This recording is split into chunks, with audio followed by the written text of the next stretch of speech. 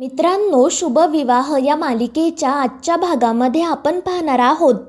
Ragini सरबताचे 3 glass घेऊन आकाशच्या रूममध्ये येते आणि त्यावेळी आकाश आंघोळीसाठी गेलेला असतो, तर भूमीसुद्धा रूममध्ये नसते आणि ही संधी साधून रागिनी त्यातील एका ग्लासामध्ये आकाशची गोळी मिक्स करते.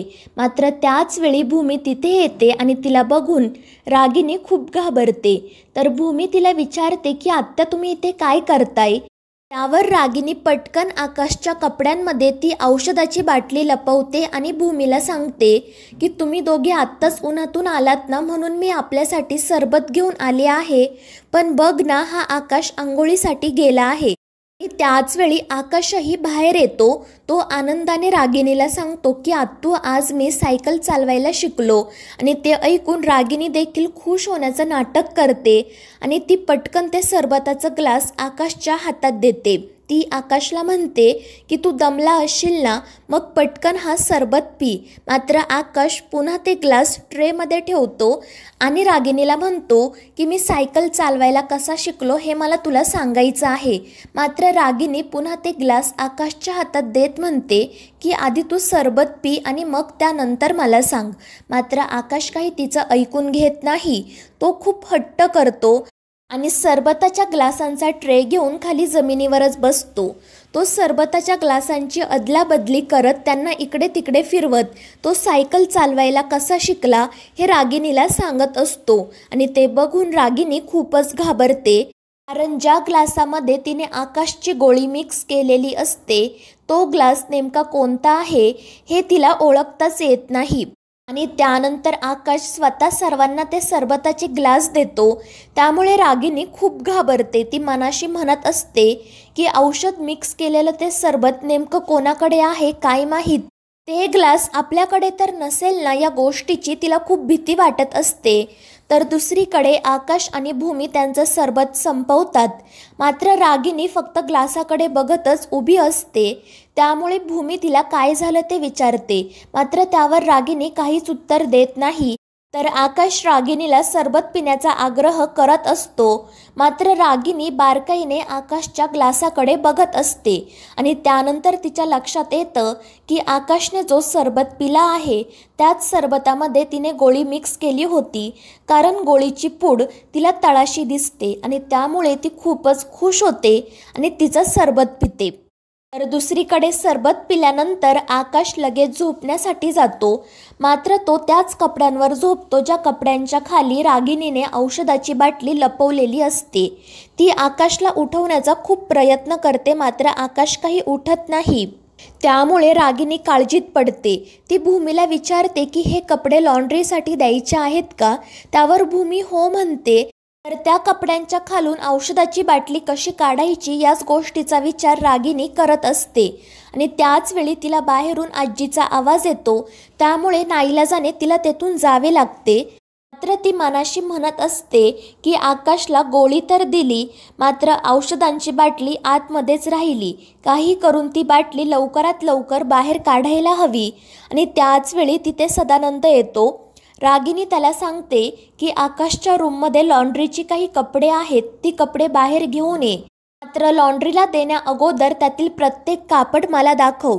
त्यावर तो सदानंद हो म्हणतो आणि आकाशच्या रूममध्ये जातो. तो भूमीला सांगतो की लॉन्ड्रीसाठी कपडे हवे आहेत. त्यावर भूमी त्याला बेडवरील सर्व कपडे देते आणि ते कपडे घेऊन सदानंद तेथून निघून जातो. मात्र ती औषधाची बाटली कपड्यांसोबत जाण्याऐवजी बेडवरून खाली पडते आणि ती बाटली बघून तर भूमीला मोठा धक्काच बसतो. ती मनाशी विचार करते की ही बाटली तर मी ड्रॉवरमध्ये बंद करून ठेवली होती, मग ही बाहेर कशी काय आली? तर दुसरीकडे पौर्णिमा तिने जो आरसा फोडलेला असतो त्या आरशाच्या काचा साफ करत असते. त्याचवेळी अभिजित तिथे येतो. तो पौर्णिमाला विचारतो की हा आरसा अचानक कसा काय फुटला? त्यावर पौर्णिमा नाटक करत म्हणते की मला देखील माहीत नाही, अचानक खाली निखळला आणि फुटला. त्यावर अभिजित तिला विचारतो की तुला काही जखम तर झाली नाही ना? आणि त्यानंतर त्याचं पौर्णिमाच्या हाताकडे लक्ष जातं. तिच्या हातातून रक्त येत असलेलं बघून तो काळजीत पडतो. तो पौर्णिमाच्या हाताची जखम बघत म्हणतो की आपल्याला वरून बघितल्यावर काही वाटत नाही, मात्र आतमध्ये जखम खूप खोल असते. आणि ते ऐकून पौर्णिमा म्हणते की मला तुमचं हे म्हणणं पटलं, जखम किती खोल आहे हे बघितल्याशिवाय कसं कळणार. आणि पौर्णिमाचं हे असं बोलणं ऐकून अभिजित काही न बोलताच तेथून जाण्यासाठी निघतो. मात्र पौर्णिमा त्याला थांबवते.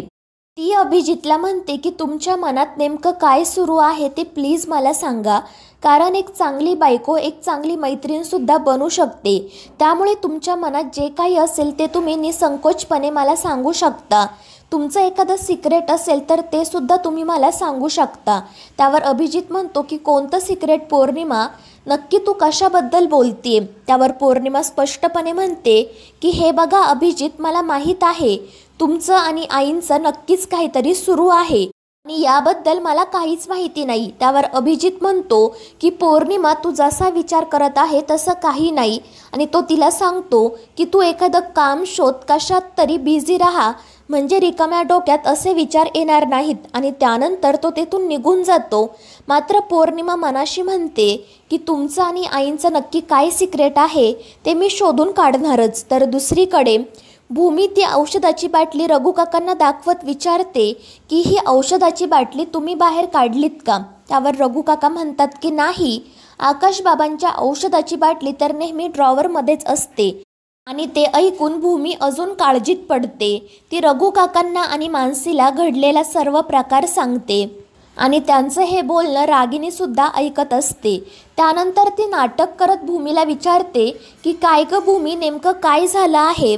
त्यावर भूमी तिला सांगते की आत्या, आज सकाळी मी आकाशच्या औषधाची बाटली ड्रॉवरमध्ये ठेवली होती. मात्र त्यानंतर मी जेव्हा आमच्या रूममध्ये गेले तेव्हा ही दुसरीच बाटली बेडवर होती.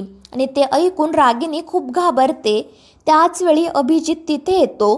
तो रागिणीला इशारा करतो की काळजी करू नको. त्यावर रागिणी देखील हो म्हणते आणि अभिजित लगेच आकाशच्या रूममध्ये जातो. तर इकडे रागिणी आणि आजी भूमीला सांगत असतात की कदाचित ही तीच बाटली असावी जी तू ड्रॉवरमध्ये ठेवली होती. आणि त्यानंतर खरं खोटं करण्यासाठी त्या सर्वजणी आकाशच्या रूममध्ये जातात. मात्र आकाश गाढ झोपलेला असतो आणि ते बघून भूमी काळजीत पडते. तर रागिणी तिला सांगते की कदाचित आकाश सायकल चालवून दमला असेल, त्यामुळे तो आत्ता झोपला असेल. आणि त्यानंतर भूमी ड्रॉवरमध्ये औषधाची बाटली आहे की नाही हे चेक करण्यासाठी जाते. तर रागिणीसुद्धा तिच्या पाठोपाठ जात तिला विचारते की काय झालं भूमी, औषधाची बाटली आहे ना. त्यावर भूमी म्हणते की नाही आत्या, ड्रॉवरमध्ये औषधाची बाटली नाही, कदाचित बेडवर जी बाटली होती ती तीच बाटली आहे. आणि ते ऐकून रागिणी खूप खुश होते. त्याचवेळी अभिजित देखील तिथेच येतो आणि तो भूमीला सांगतो की कदाचित आकाशनेच ड्रॉवरमधून ती औषधाची बाटली बाहेर काढली असावी. त्यावर भूमी सांगते पण मी ड्रॉवर लॉक केलं होतं. त्यावर अभिजित हसतच म्हणतो म्हणजे नक्कीच ते ड्रॉवर आकाशनेच उघडलं असणार, कारण चावी दिसली की ड्रॉवर कपाट उघडण्याची त्याला सवयच आहे. मात्र आकाशने ही औषधाची बाटली बाहेर काढली असणार या गोष्टीवर भूमीचा मात्र विश्वास बसलेला नसतो. त्यानंतर अभिजित आणि रागिणी त्यांच्या रूममध्ये येतात. अभिजित तिला औषधाची दुसरी बाटली देतो आणि तिला सांगतो की तुला इशारा केल्यानंतर मी आकाशच्या रूममध्ये गेलो आणि लगेच ड्रॉवरमधून ही बाटली काढून घेतली.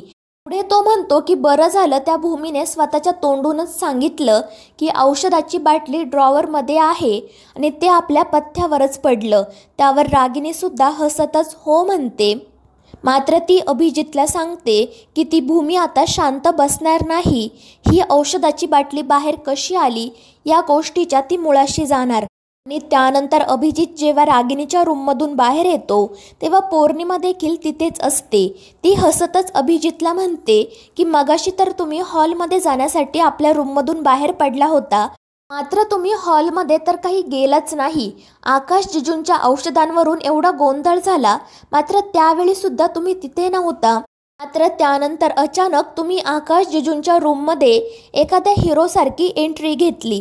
आणि पौर्णिमाचं हे बोलणं ऐकून अभिजितला काय उत्तर द्यावं ते कळत नाही. तर मित्रांनो, या मालिकेच्या पुढील भागांमध्ये आपण पाहणार आहोत पौर्णिमा भूमीच्या वाटेवर काचा पसरवून ठेवते आणि त्यानंतर भूमीचा त्या काचांवर पाय पडणार इतक्यात आकाश तिच्या पायाखाली स्वतःचा हात धरतो.